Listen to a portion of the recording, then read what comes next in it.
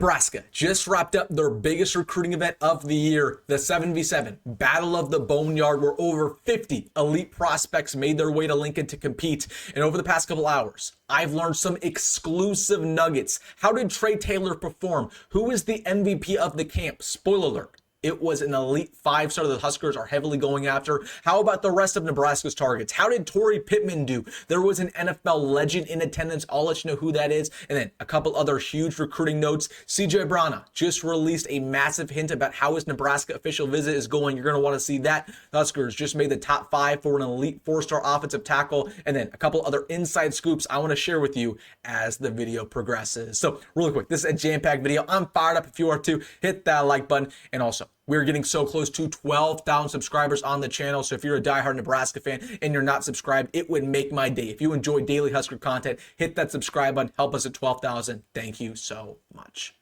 But without further ado, let's just dive right into it, talking about Nebraska's biggest recruiting event of the year, the 7v7 Battle of the Boneyard. We saw multiple elite prospects show up and show out. This was huge for the program in more ways than one. We'll talk about it as the video progresses, but I want to get things started.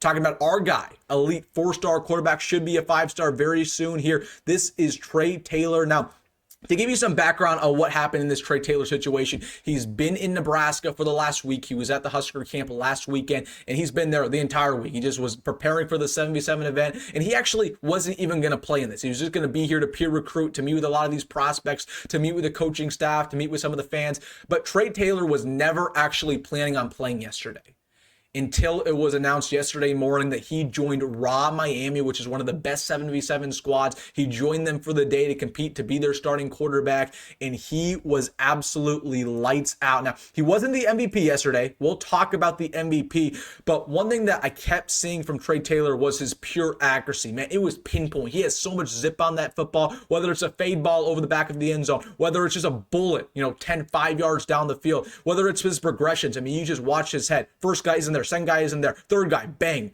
finds it for a touchdown. So again, his progressions are so good, but man, he was absolutely phenomenal yesterday in pretty much every single aspect. Again, you saw the deep ball accuracy from time to time. You saw his character, right? He was meeting with a bunch of fans. He was meeting with Dylan Raiola. This is a guy who's very energetic. He wants the best for Nebraska's program. But overall, Trae Taylor, the big things that I learned, this guy's a competitor. He wanted to compete. He didn't have a team, so he said, I'm going to join a team and I'm going to show out. And it should be noted, the team that he joined, Raw Miami, they won the championship yesterday. So I believe they went undefeated. They didn't lose a single 7v7 game, and that's thanks to Trae Taylor. That's thanks to his arm. I believe he only threw one interception the entire day. He threw double-digit touchdowns, and the only interception that he had was because the wide receiver dropped it, and it went right in the hands of a DB. So it wasn't even his fault. So Trae Taylor, man, he's absolutely electric. He's a competitor. He's a guy who on the football field, when it comes down to making a big play, he's going to make that play.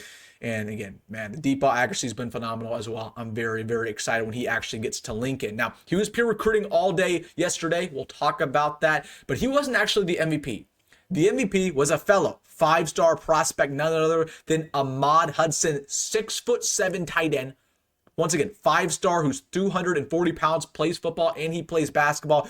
I can't even count the amount of times he scored yesterday. I just want to show you some of these clips. Let's react to some of these clips. So Trae Taylor's at quarterback for all of these. End zone fade ball, just mosses a defender. That's too easy. That's too easy. Then, same deal here. Trying to find something in the end zone, mosses another defender. Okay, so he's great in the end zone, but can he make plays down the field? Well, let's see. Let's see if he can make plays down the field. Oh, this is another one. Back in the end zone. Yep, mosses another defender. So that's 3. That's 3 plays where he mosses a defender. Let's find one down the field. So this is way down the field. Let's see if he has some speed to him. Trae Taylor at quarterback. Looking. Beautiful throw by Trae. Way too easy for Ahmad Hudson. This dude, I believe, had literally 10 touchdowns on the day. He was dominant. Nobody could guard this guy. And this is somebody who arrived at bat. There are comparisons to Micah Parsons, who, once again, Micah Parsons was balling out for Friday Night Lights 2017, really put him on the radar as one of the best linebacker prospects in America. Ahmad Hudson had that exact same level of dominance yesterday. He was open the entire day. He was showing off his frame. He was showing off his athleticism. And it's safe to say, he has a great connection with Trae Taylor. And I'm just saying, I want to see that more than just one time. I want to see that on the actual football field when it comes to actual football games. So Trae Taylor built that connection with him the entire day. They're becoming very, very good friends. Ahmad Hudson. Again, once again, I feel very confident that Nebraska's in the mix right here, along with LSU. You got Alabama in there, a couple other schools. But, man, if Trae Taylor can continue to peer recruit, build a relationship, if Ahmad Hudson likes catching balls for him, I really think Nebraska, they have a chance here. But it all comes down to winning. All comes down to winning. But Ahmad Hudson, man, he was special. He was special yesterday. Hopefully Nebraska can continue to go after him, but they've obviously had a really good start here. He's visited Nebraska multiple times. Then a couple other things here. Obviously, here's Trae Taylor posing up with the man himself, Ahmad Hudson, but he's also posing up on the right-hand side with a 5-star offensive tackle, Mark Matthews, who had a phenomenal time yesterday. Now, Mark Matthews did not perform because offensive tackles don't perform in 77, but he was watching. He was at a couple other different events, and he said that Nebraska was absolutely electric. Now, again, this is a 5-star offensive tackle in the class of 27. He has a great relationship with Trae Taylor, great relationship with the Nebraska coaching staff. So, again, this photo could be legendary in years to come. You have Trae Taylor in the middle, 5-star quarterback, elite 5-star tight end Ahmad Hudson, and then 5-star offensive tackle Mark Matthews. I want all those boys wearing Nebraska colors in about 2 years. That's all I'm saying. So Mark Matthews had a great time. Then we had an NFL legend in attendance who was actually coaching one of the teams. Cam Newton was in town. He flicked up with guys like Dylan Raiola. Matt Rule took a picture with him. So again, this just shows you how relevant this event was. Not only that Cam Newton was there, but Nebraska's getting a lot of attention. This was a huge, huge deal. You had NFL legends, you had media members all over the country, you had prospects all over the country. This is the destination. This is the place to be. Cam Newton didn't come to Lincoln for nothing. That's all I'm saying. So Cam Newton was there. A couple other things I want to show you. Pittman had a nice day. Look at this touchdown by the 5-star safety.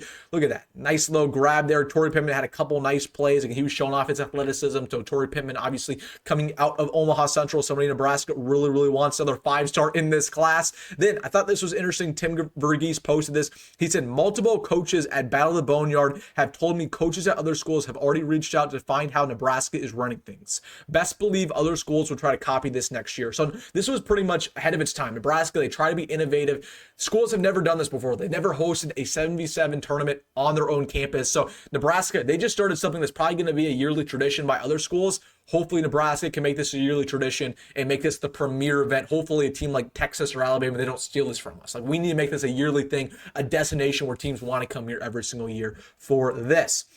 Then Nebraska had another MVP at this camp who they just offered, Aiden Johnson, coming out of Miami. He was once again, kind of like Ahmad Hudson, a touchdown magnet.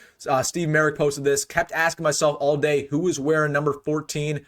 Aiden Johnson was wearing number 14, and he impressed the coaching staff so much that literally an hour after he performed, he got an offer. So once again, guy in the class of 2028, so a little bit down the line, but he's already 6'5" at the wide receiver position, 200 pounds, long arms, really, really speedy. Somebody who, when it's all said and done, could very well be a very high 4-star prospect, even a 5-star prospect. Nebraska, very impressed with him. Just watch out for the name, stash it and hold it on for a couple more years. A couple of things I want to get to. Rashad Streets was very impressed with Nebraska yesterday, another 27 prospect. I thought this was crazy. As a sophomore in high school, he had 26.5 sacks. And again, he's basically a 5-star edge rusher. So he was interested in Nebraska. He had a great time. Just look at the stat line. That is absolutely nuts. He really felt like Lincoln could be the place to be for him. And then CJ Brana, we got a big update around him. He posted this on his Instagram story yesterday night. He's in Nebraska for his official visit. I want you to look at the emojis on the top right of your screen. The home emojis. I'm just saying. Okay, he went to Florida last weekend. He had a great time. We know that Florida, they rolled out the red carpet. But he comes to Nebraska the very next weekend, and he puts the home emojis.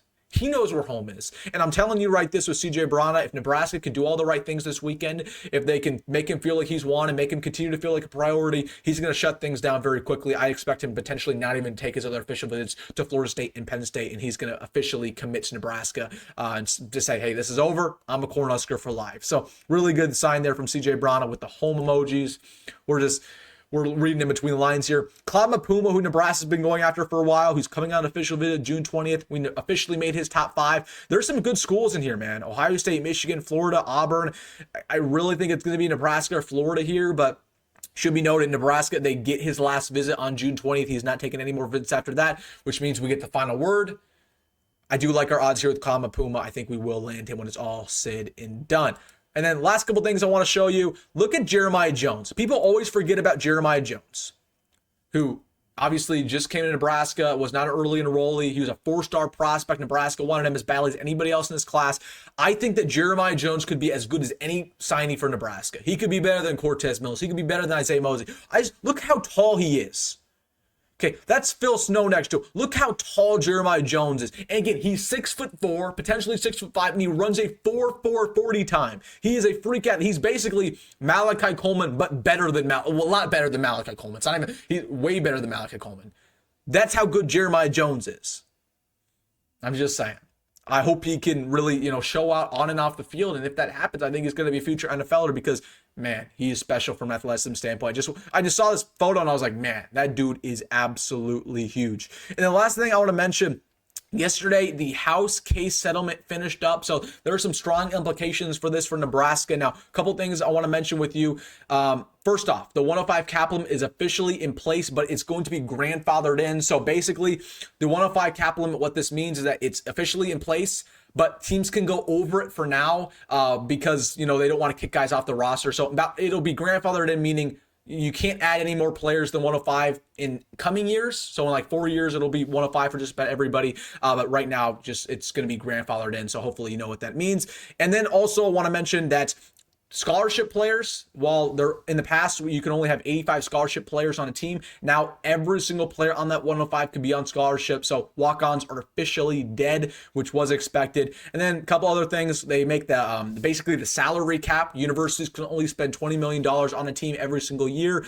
However, that does not include external boosters and external collectives. So it really doesn't impact that much. And then revenue sharing is a big deal now. So again, we're waiting on this for a while. The new age of college football is officially here.